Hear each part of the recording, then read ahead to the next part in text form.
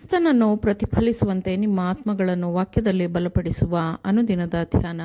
ಇಂದಿನ ಧ್ಯಾನದ ಶೀರ್ಷಿಕೆ ಯುವಕರು ಯುವಕರಿಗೆ ಸಹಾಯ ಮಾಡಬೇಕು. ಈ ದಿನದ ದೇವರ ವಾಕ್ಯ: ಆದುದರಿಂದ ನಾವು ಸಮಾಧಾನಕ್ಕೂ ಪರಸ್ಪರ ಭಕ್ತಿ ವೃದ್ಧಿಗೂ ಅನುಕೂಲವಾಗಿರುವವುಗಳನ್ನು ಸಾಧಿಸಿಕೊಳ್ಳೋಣ. ರೋಮಾಪುರದವರಿಗೆ 14ನೇ ಅಧ್ಯಾಯ 19ನೇ ವಚನ. ವಿದ್ಯಾರ್ಥಿಗಳನ್ನು ನಾನು ಶ್ರದ್ಧೆಯಿಂದ ಉದ್ದೇಶಿಸಿ ವಾಕ್ಯದ ಬೋಧನೆಯನ್ನು ಅವರಿಗೆ ತಿಳಿಸಿಕೊಡುತ್ತಾ ಅವರು ಮೇಲಿನ ಉನ್ನತವಾದ ಶಾಲೆಯನ್ನು ಮನಸ್ಸಿನಲ್ಲಿಟ್ಟುಕೊಳ್ಳಬೇಕೆಂದು ಅವರಿಗೆ ಆಜ್ಞಾಪಿಸಿದೆ. ಅವರು ನಂಬಿಗಸ್ತರಾಗಿದ್ದರೆ ಅವರು ಶೀಘ್ರದಲ್ಲೇ ಮಾನಸಾಂತರ ಹೊಂದುತ್ತಾರೆ. ಈ ವಿದ್ಯಾರ್ಥಿಗಳು ತಮ್ಮ ಕೈಲಾದಷ್ಟು ಪ್ರಯತ್ನಿಸುತ್ತಾರೆ ಎಂದು ನಾನು ಭಾವಿಸುತ್ತೇನೆ ಮತ್ತು ತಮ್ಮ ಮಾರ್ಗದಲ್ಲಿ ಅಥವಾ ಇತರರ ಮಾರ್ಗದಲ್ಲಿ ಅವರು ಯಾವುದೇ ತಡೆತೊಡರುಗಳನ್ನು ಹಾಕುವುದಿಲ್ಲ ಎಂದು ನಾನು ಭಾವಿಸುತ್ತೇನೆ. ಆದರೆ ಅವರು ದೇವರ ಒಪ್ಪಿಗೆಯ ಸೇವೆ ಮಾಡಲು ಅಗತ್ಯವಾದ ತರಬೇತಿಯನ್ನು ಪಡೆಯಲು ಶ್ರದ್ಧೆಯಿಂದ ಅಧ್ಯಯನ ಮಾಡಬೇಕು ಮತ್ತು ಶ್ರದ್ಧೆಯಿಂದ ಪ್ರಾರ್ಥಿಸಬೇಕು. ಈ ಮೂಲಕ ಅವರು ಪ್ರಾಮಾಣಿಕ ಕ್ರೈಸ್ತರಾಗಲು ವೈಯಕ್ತಿಕವಾಗಿ ಶ್ರಮಿಸಲು ಪ್ರಯತ್ನಿಸಬೇಕು. ಉನ್ನತವಾದ ಕ್ರೈಸ್ತೀಯ ಅನುಭವಕ್ಕೆ ಯುವಕರು ಪರಸ್ಪರ ಸಹಾಯ ಮಾಡುವುದನ್ನು ನೋಡಲು ನಾನು ಹಾತೊರೆಯುತ್ತೇನೆ.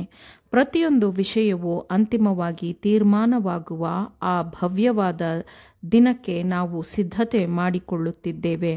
ಇದನ್ನು ದೃಷ್ಟಿಯಲ್ಲಿಟ್ಟುಕೊಂಡು ಯುವಕರು ಮಾತ್ರವಲ್ಲ, ನಿತ್ಯ ಜೀವನಕ್ಕಾಗಿ ಶ್ರಮಿಸುತ್ತಿರುವ ಎಲ್ಲರೂ ಕ್ರಿಸ್ತನ ಮಾರ್ಗವನ್ನು ಕಲಿತುಕೊಳ್ಳುವ ಸಲುವಾಗಿ ತಮ್ಮ ಹೃದಯ ಮತ್ತು ಮನಸ್ಸಿನ ಪ್ರತಿಯೊಂದು ಬಲಗಳನ್ನು ಪ್ರಾಮಾಣಿಕವಾಗಿ ಬಳಸಿಕೊಳ್ಳಬೇಕಾಗಿದೆ.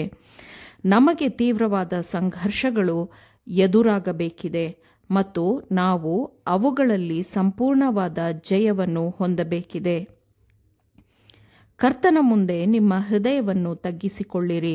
ಹೃದಯವನ್ನು ಮನಸ್ಸನ್ನು ಶುಚಿಯಾಗಿಯೂ ಶುದ್ಧವಾಗಿಯೂ ಇರಿಸಿಕೊಳ್ಳಿರಿ. ಲೋಕದ ಬಲೆಯಿಂದ ಮುಕ್ತವಾಗಿರ್ರಿ. ಆಗ ಶುದ್ಧ ಜೀವನದ ಪ್ರತಿಯೊಂದು ಬಲವೂ ದೇವರ ಸೇವೆಗೆ ತೊಡಗಿಕೊಳ್ಳುತ್ತದೆ.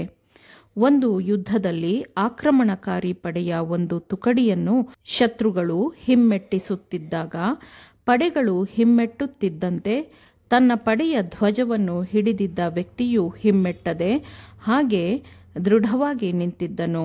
ಅವನಿಗೆ ದಳಪತಿಯು ಧ್ವಜವನ್ನು ತೆಗೆದುಕೊಂಡು ಹಿಂದಕ್ಕೆ ಬಾ ಎಂದು ಕೂಗಿ ಹೇಳಿದನು. ಆದರೆ ಧ್ವಜವನ್ನು ಹಿಡಿದ ವ್ಯಕ್ತಿಯು ಸೈನಿಕರನ್ನು ಧ್ವಜದವರೆಗೆ ಮತ್ತೆ ಕರೆದುಕೊಂಡು ಬಾ ಎಂದು ದಳಪತಿಗೆ ಪ್ರತ್ಯುತ್ತರವನ್ನು ಕೊಟ್ಟನು.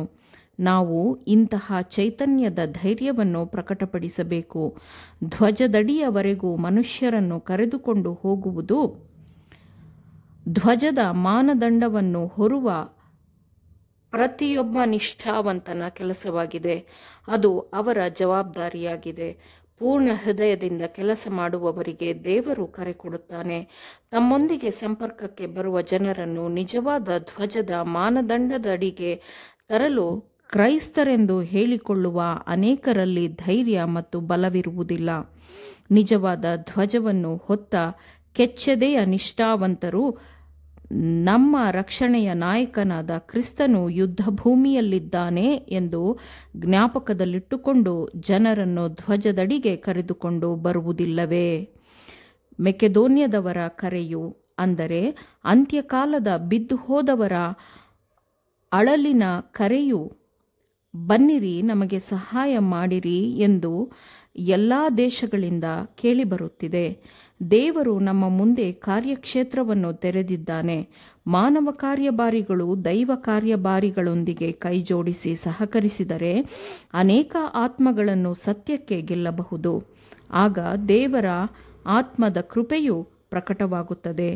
ಜೀವ ಕೊಡುವ ಸಂದೇಶವನ್ನು ನೀಡಲು ಪ್ರತಿಯೊಂದು ಶುದ್ಧ ಹೃದಯವೂ ಹೆಚ್ಚಿನ ಉತ್ಸುಕತೆಯಿಂದ ನಿಷ್ಠೆಯಿಂದ ಪ್ರಯತ್ನಿಸಲಿ.